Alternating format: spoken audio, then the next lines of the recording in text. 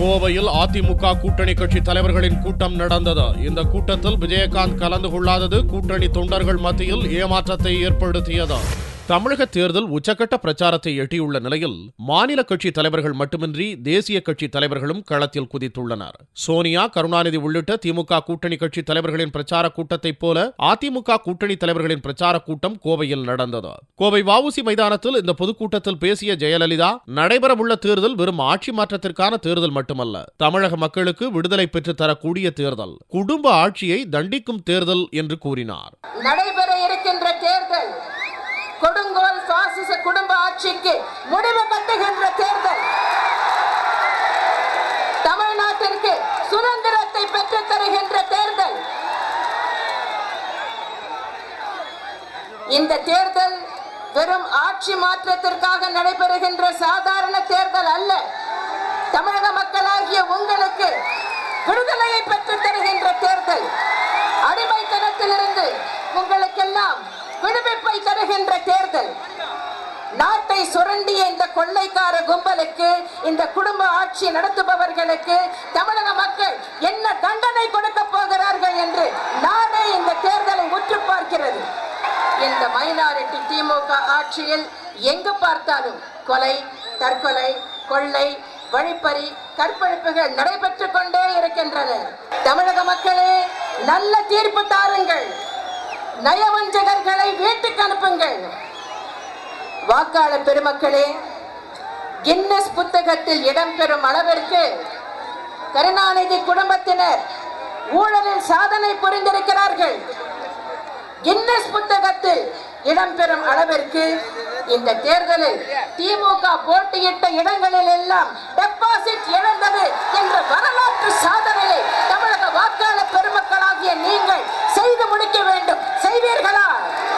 தமிழக சட்டசபை தேர்தலுக்காக 2G ஸ்பெக்ட்ரம் வழக்கு தாமதப்படுத்தப்படுவதாக குற்றம் சாட்டிய ஜெயலலிதா, மின்மிகை மாநிலமாக இருந்த தமிழகத்தை மின் பற்றாக்குறை உள்ள மாநிலமாக மாற்றியவர் கருணாநிதி என்றும், மின் தட்டுப்பாட்டால் பல்வேறு தொழில்கள் நலிந்து விட்டதாகவும், புது தொழிலை துவங்க ஆர்வம் காட்டுவதில்லை என்றும் குற்றம் சாட்டினார். மின்சாரத்தை பொறுத்தவரை மின் வெட்டுதான் கடந்த 5 ஆண்டு காலமாக தமிழகத்தில் அமலில் இருக்கிறது. மின் தேவைக்கும் மின் உற்பத்திக்கும் இடையேயான இடைவெளி அதிகரித்துக் கொண்டே போகிறது. இதனால் மின்வெட்டு நேரமும் அதிகரித்துக் கொண்டே செல்கிறது. மின் மிகை மாநிலமாக இருந்த தமிழகத்தை மின் பற்றாக்குறை மாநிலமாக மாற்றியதுதான் கருணாநிதியின் கடந்த 5 ஆண்டு கால சாதனை. சட்டம் ஒழுங்கு சீரழிந்து கொண்டிருப்பதாலும், மின்வெட்டு அதிகரித்துக் கொண்டிருப்பதாலும் இருக்கின்ற அனைத்து தொழில்களும் நலிவடைந்து விட்டன. விலைவாசி உயர்ந்து கொண்டே செல்கிறது. தொழில் முனைவோர்கள் புதிய தொழில்களை தொடங்குவதில் ஆர்வம் காட்டுவதில்லை. வேலையில்லா திண்டாட்டம் பெருகிவிட்டது. எங்கு பார்த்தாலும் லஞ்சம் தலைவிரித்தாடுகிறது. இந்த ஆட்சி எப்போது போகும், எப்போது நிம்மதி கிடைக்கும் என்று அனைவரும் ஏங்கும் அளவுக்கு தமிழ்நாட்டை சீரழித்து விட்டார் கருணாநிதி. மேலும் சாய ஆலைகளை மூடுவதற்கு திமுக அரசின் அலட்சிய போக்கே காரணம் என்று தெரிவித்த ஜெயலலிதா, முதல்வர் கருணாநிதி சாய ஆலை உரிமையாளர்களையும் விவசாய சங்கத்தினரையும் அழைத்து பேசியிருந்தால் இந்த நிலை உருவாகி இருக்காது என்றும் ஆவேசமாக தெரிவித்தார். கோவை மண்டலத்தின் முக்கிய பிரச்சனையாக விளங்குவது சாய சலவை ஆலைகள் மூடப்பட்டுள்ளதுதான். இதற்கு முழு காரணம் மைனாரிட்டி திமுக அரசின் அலட்சிய போக்குதான். 2006ஆம் ஆண்டைய சென்னை உயர்நீதிமன்ற உத்தரவின்படி சாய சலவை ஆலைகளைச் சேர்ந்த நிர்வாகத்தினரையும் விவசாய சங்கத்தினரையும் அழைத்து பேசி ஜீரோ டிஸ்சார்ஜ் கழிவு நீரை ஆலைகள் வெளியேற்றும் அளவுக்கு மைனாரிட்டி திமுக அரசு நடவடிக்கை எடுத்திருந்தால் இந்த நிலைமை ஏற்பட்டிருக்காது. இதன் காரணமாக ஒரு நாளுக்கு 5 கோடி ரூபாய் வரை உற்பத்தி இழப்பு ஏற்பட்டிருக்கிறது. ஆனால் இப்போது இவற்றை தீர்க்க நடவடிக்கை எடுக்கப்படும் என்று கருணாநிதி கூறுகிறார். கடந்த 5 ஆண்டுகளாக என்ன செய்து கொண்டிருந்தார் கருணாநிதி? இவ்வளவு நாள் நடவடிக்கை எடுக்காத கருணாநிதி இனிமேலா நடவடிக்கை எடுக்க போகிறார்? உங்களுடைய வாக்குகளை பெற உங்களை ஏமாற்றுகிறார் என்பதை நீங்கள் நன்றாக புரிந்து கொள்ள வேண்டும். எனது முந்தைய ஆட்சி காலத்தில் ஆலைகளிலிருந்து வெளியேறும் கழிவு நீரை கடலுக்கு கொண்டு செல்லும் திட்டத்தை தீட்டியிருந்தேன்.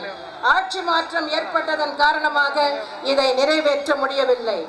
கழக ஆட்சி அமைந்தவுடன் இந்த பிரச்சனைக்கு ஒரு நிரந்தர தீர்வு காண நடவடிக்கை எடுக்கப்படும் என்பதை தெரிவித்துக் கொள்கிறேன். இந்த கூட்டத்தில் பேசிய மார்க்சிஸ்ட் கம்யூனிஸ்ட் கட்சியின் பொதுச் செயலாளர் பிரகாஷ் காரத், ஸ்பெக்ட்ரம் ஊழல் மூலம் தமிழக மக்களுக்கு திமுக அவமானத்தை தேடி தந்துள்ளது என்று குற்றம் சாட்டினார். The biggest corruption scandal which has taken place since independence is due to the wrongdoing of the Dravida Munnetra Kazhagam. By this corrupt act in the 2G spectrum scandal, which has cost the country rupees 1,76,000 crores, the Dravida Munnetra Kazhagam has brought shame to the people of Tamil Nadu. இக்கூட்டத்தில் Marxist communist தேசிய செயலாளர் D ராஜா, இந்திய communist கட்சி தேசிய செயலாளர் பரதன், தெலுங்கு தேசம் தலைவர் சந்திரபாபு நாயுடு மற்றும் அதிமுக கூட்டணியில் இடம்பெற்றுள்ள மாநில கட்சி தலைவர்கள் கலந்து கொண்டனர். தேமுதிக தலைவர் விஜயகாந்துக்கு பதிலாக அக்கட்சியின் அவைத்தலைவர் பன்ருட்டி ராமச்சந்திரன் கலந்து கொண்டார். அப்போது முன்கூட்டி திட்டமிட்டபடி தற்போது அதிமுக வேட்பாளருக்காக விஜயகாந்த் பிரச்சாரம் செய்து கொண்டிருப்பதாகவும், தேர்தலுக்கு பின் நடக்கப் போகும் வெற்றி விழாவில் ஜெயலலிதாவுடன் விஜயகாந்த் கலந்து கொள்வார் என்றார் பன்ருட்டி ராமச்சந்திரன்.